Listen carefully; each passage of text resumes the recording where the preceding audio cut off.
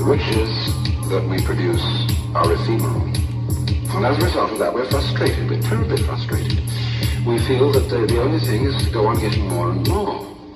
And as a result of that, the whole landscape begins to look like the nursery of a spoiled child who's got too many toys and is bored with them and throws them away as fast as he gets them. Also, we're dedicated to a tremendous war on the basic material dimensions of time and space.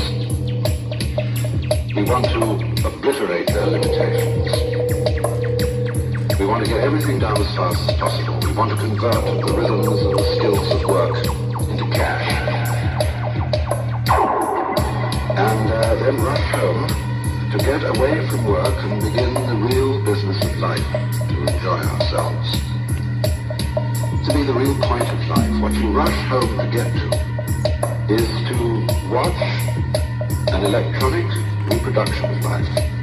You can't touch it, and it doesn't smell, and it has no taste. You might think that people getting home to the real point of life in a robust material culture would go home to a colossal banquet or an orgy of lovemaking or a riot of music and dancing.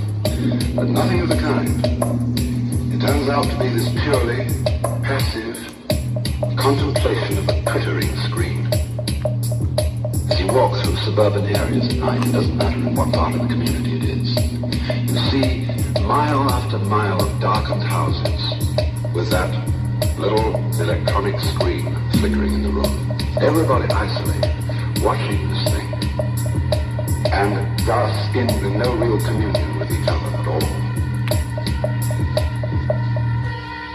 Spectacles one sees on this television, it's perfectly proper to exhibit people slugging and slaying each other, but oh dear no, not people loving each other, except in a rather restrained way. One can only draw the conclusion that the assumption underlying this is that expressions of physical love are far more dangerous than expressions of physical hatred.